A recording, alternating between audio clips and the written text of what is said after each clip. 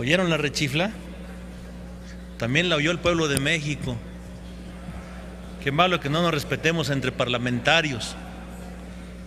Ahorita que escuchaba esa rechifla, recuerdo, con su venia, compañero presidente antes, compañeros diputados, senadores, senadoras, una ocasión que estábamos en el primer Congreso Nacional de Educación, ahí en el Auditorio Nacional, y a los maestros disidentes nos acusaban de intolerantes.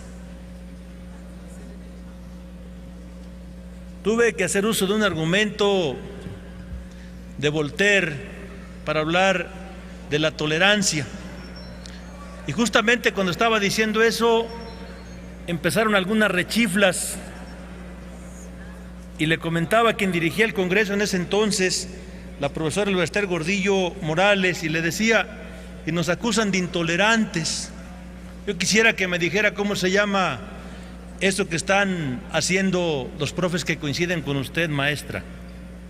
Yo no quisiera decirles eso, compañeros senadores, compañeras senadoras, pero hemos hablado de la cortesía parlamentaria y esa se tiene que dar por el bien del Parlamento. Yo sí los conmino fraternamente a que esas manifestaciones nos las evitemos. Estamos negando la esencia del Parlamento,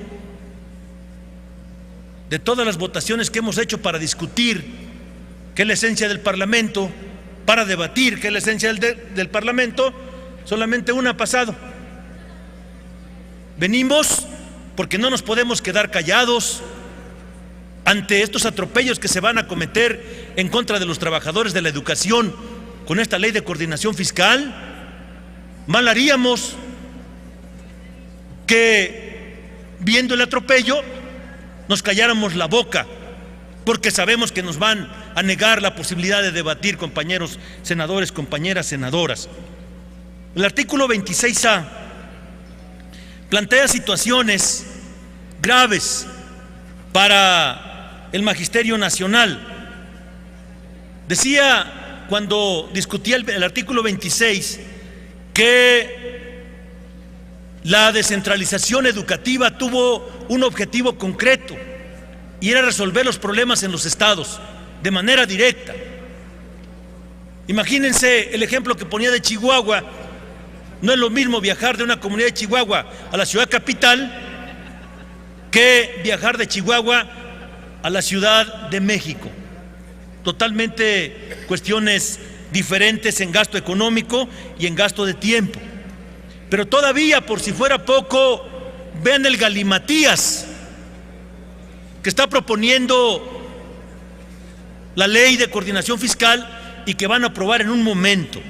Dice en la fracción tercera: las entidades federativas registrarán movimientos, si los hubo, incidencias.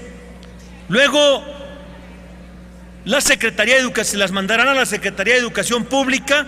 La SEP verificará que la información corresponda a la registrada en el Sistema de Información y Gestión Educativa. Es decir, que el registro que se tiene ahí de los profesores y de los trabajadores de la educación corresponda a lo que está mandando la entidad federativa y que no sea que se vaya a omitir o vayan a poner gente que no está registrada.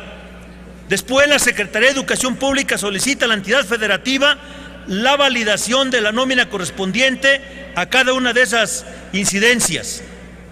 Es decir, la SEP ya verificó que está bien el asunto y luego le dice al Estado: valida, por favor, Estado. El Estado valida y entonces se ordena el pago. Imagínense el manoseo de la información. Te la mando, me la regresas, te la mando, me la regresas, te la vuelvo a mandar, me la regresas y entonces pagamos. Es un absurdo, compañeros senadores, compañeras senadoras. Y si los problemas eran solamente porque había incidencias de que no se pagaba, ahora los problemas van a ser porque se extravió la información, porque alguien dio un teclazo de manera incorrecta y entonces la información que tenía que llegar ya no llegó o llegó deformada. Emilio Chaufet declaró, cuando empezaban las movilizaciones de la coordinadora,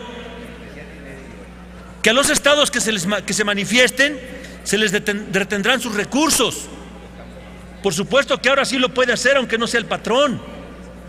Pero imagínense el problema político que le van a generar a las entidades federativas cuando no tengan capacidad económica para pagar, porque el centro, es decir, el gobierno federal, retuvo los sueldos, que es obligación de los gobernadores pagarlos, porque bien, como bien lo dijo aquí el senador Hicks, son los patrones, y los patrones tienen obligaciones irrenunciables, y una de esas obligaciones es pagar los salarios.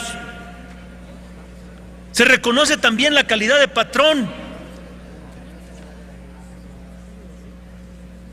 Y una condición para que los trabajadores de la educación puedan hacerse negociación nacional, que es la que están eliminando, es precisamente que tengan las mismas condiciones. La Secretaría de Educación Pública está centralizando, es decir, está regresando a un proceso viejo, pero no está homologando como se homologó y el acuerdo lo ordenaba en 1992. Ponemos el ejemplo de Morelos. En Morelos, los trabajadores de la educación estatales tenían 90 días de aguinaldo. Y como el acuerdo ordenaba la homologación para favorecer al magisterio, entonces todos los maestros de Morelos hoy gozamos de 90 días de aguinaldo. ¿Por qué no lo hacen así? Si van a homologar, regresando a la centralización, bueno, pues que también se homologuen las prestaciones que favorecen a los maestros. El artículo 27 plantea que los gobiernos estatales pagarán con sus ingresos propios los incrementos salariales, las prestaciones como aguinaldo y las primas de antigüedad. Claro, el gobierno federal no se quiere echar una responsabilidad como pagarle aguinaldo de 90 días a todos los trabajadores de la educación del país, y eso ayudaría para elevar la calidad de la educación, pero no lo van a hacer por una razón, porque lo que les interesa es el control, no cómo se mejora la calidad de la educación en el país. Por eso estamos proponiendo que el artículo 27A se derogue y que se quede el proceso de remuneración y de incidencias de los trabajadores como está actualmente en las entidades federativas. Por su atención, muchas gracias. Gracias, senador.